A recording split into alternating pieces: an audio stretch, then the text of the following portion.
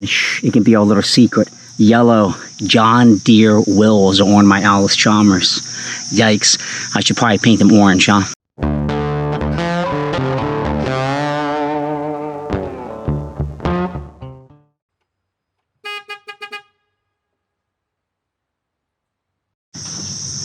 Hey, it's Jason, and today I'm here with my 1954 Allis Chalmers Model B tractor. I picked this tractor up about a month and a half, 2 months ago for a really good price locally. And I don't have a farm, but I do have a little bit of acreage. But I really just think it's a cool thing to have, and it's very historic in terms of Allis and Chalmers and how many they produced of the Model B. So I want to give you kind of a walk around of it and a little bit of history on the Model B from Allis Chalmers. All right, so as I said, this Allis Chalmers B is a really cool tractor, and Allis Chalmers was based in West Allis, Wisconsin, and they made the Model B from, I think it was 1938 to 1957, and when it was brand new, the price of it was only $1,500. The Model B specifically was a row crop tractor, so crops that you have in rows, this could go between the width of the rows, you could spray them, you could do all kinds of plowing, and you could do all kinds of stuff with the land, with the row crops that you had planted. Let me look up some other interesting facts here. It was the result of research by Harry Merritt, and specifically farm sizes in the 1930s. So nowadays, when you see some of these John Deeres, they are just absolutely massive, right? And that's because the size of farms got so big. But in the 1930s, this tractor isn't gigantic, but it was built for the size of the average farm in the 1930s. So a lot of research went into this, and the government had a really big media campaign around the Allis Chalmers and farm tractors in general. And it's odd to say the government, but they were basically enticing people to give up cultivating the land with horses and to move to tractors. And this specific model was for farms less than 100 acres.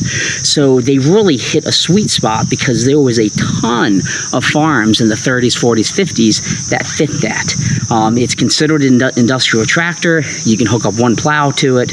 It has a PTO, so you can hook up everything else that you might want to. And it is a 2.1 liter 4-cylinder gasoline engine, and this is a 4x2. It is not 4-wheel drive. It's this specific one, it does have the row PTO. It's 73.4 inches wide, and it weighs 2,000 pounds with the big old tires on it.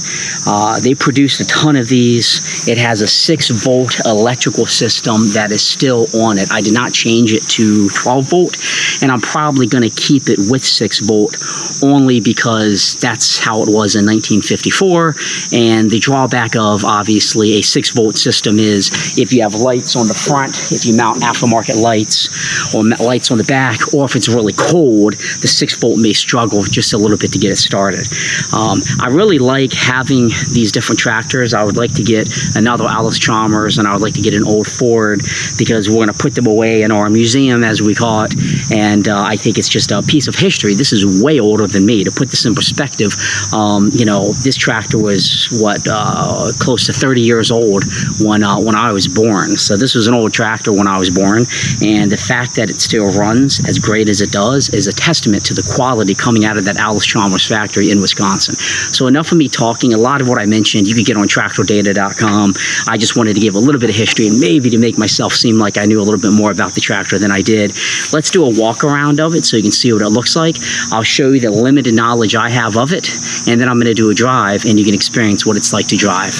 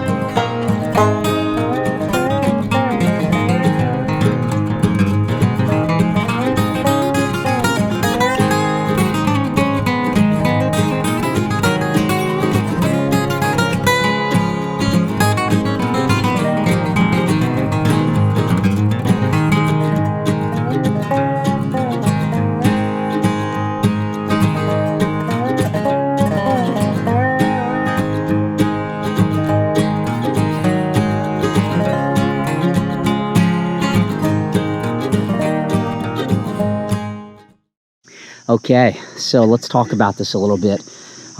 This is the 4x2. Yeah, as I joked at the beginning of this video, ignore the yellow. They should be orange, but that's how it came. The old farmers out here in Maryland, they made do with what they had, right? I think it's kind of cool though, because it's what the farmer did years ago. So anyways, getting to it. Gasoline, just unleaded gas goes in here. I mix it with a little bit of stable if it sits.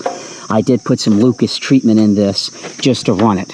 When you want to really get these tractors blown out, you want to put them under a load, meaning using that PTO, towing something, putting that thing up in high gear. You have your oil filter, you have your spark plugs. This comes off and you can get more access to the engine. When you're driving it, you can see you have your oil pressure gauge right here. So you always want to make sure you're getting oil pressure. You never want to mess with that. You have an oil temperature gauge here. I'm not quite sure if this works.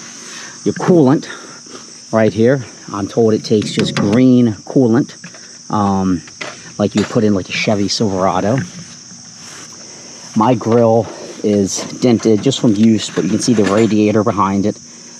These tires, they're worn. I still have some life left on them. I'm going to be moving this tractor from my house up to my building and storing it inside with all the other stuff we collect in due time. We're just keeping it down here because we want to use it for decorations for Halloween. It had a paint spray redone at some point in the old farmer's barn, so it looks better than it could. You can see he kind of masked around the name, which I appreciate. So that's the original paint, the original logo. You have your kind of power plant there. It is a 6-volt system. This is the Model B. You can put, I guess, tools in here and that sort of thing. This is a 6-volt agricultural farm battery. This is your choke. Pull it out, gives you choke. So you just would pull this back and forth. Kind of janky, but it gets the job done. You have your little fuel bowl, your sediment bowl, I guess it's called. This unclips and you can dump it to clean it if there's sediment in there. And then to cut your fuel off, you would just turn that. I keep it off obviously when it's parked. Lots and lots of grease points to keep things nice and lubricated. This was built added by the old farmer, which is kind of nice. You have your clutch right here on the left side of the tractor, and then you have the big old tires. This is the original seat. Really nice shape. It's really cozy too. You have, you know, something to hook to tow. You have your PTO on the back if you were to use it, and then to engage the PTO, you can, you know, hook up whatever it is that you might use. I'm not hooking anything to it. I don't have any attachments. Starting this thing is super easy. I'm going to show you how it starts, and I'm going to show you just how quiet it is, and then we'll do a quick drive. Again, this is a 1954 Allis Chalmers Model B, which was designed from the 30s to the, I guess, 60s for farms less than 100 acres. $1,500 brand new. Think about it. If you bought a Kubota or something now, you're 20, 30 grand. Easy. That John Deere I have, the subcompact, was without all the implements close to 20 grand. Let's go ahead and hop on and start it. So this is my starting procedure of how I do it. It's a hot and humid day today. It's like 80 degrees. This should be all the way back. So you should have fuel coming in, and then obviously make sure you have fuel, make sure your oil is all okay as well. And then I'm gonna go ahead and hop on it and show you.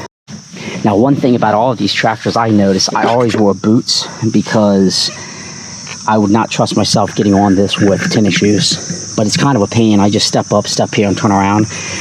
God, saying a pain proves I'm not really a farmer, right? But it's not like getting on that new John Deere I have, which is like a Cadillac. All right, so this is a 6-volt system. I'm seated here. Fuel is on. I know the battery is good. This is your throttle right behind the steering wheel. I'm going to make sure it's all the way down.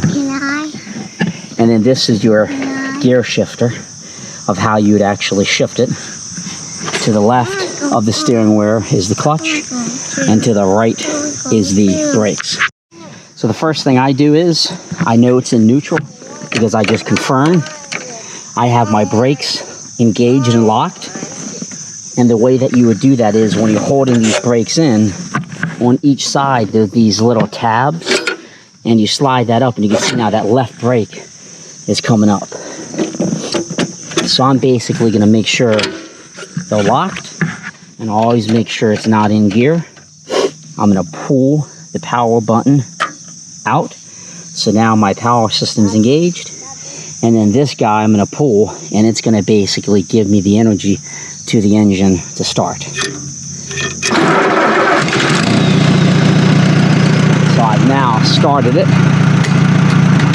It's in neutral, and you can see the varying speeds that I have. Now I'm typically going to want to keep this in the low speed, but let's talk about how I'm going to engage this into first gear. The first thing I'm going to do is put my foot on the brake, and I'm going to undo both of these on the left, on the right. So now if I was to let this up, I'm going to move. But then I'm going to take my other foot, just like on any vehicle, put it on the clutch, and I'm going to take this and I'm going to put it into first gear. So first, second, third, fourth. Reverse, sorry. 1, 2, 3, reverse. So right now, all I have to do is give a little bit more throttle. All I have to do right now is just let up that clutch, and it's going to take off. So I can let my brake up. So it's no brake, clutch is holding it, and just slowly lift the clutch up, and off you go. And then to give it more throttle, and I'm in first gear right now. You can start from any gear, but just cruising on, I'm in first gear.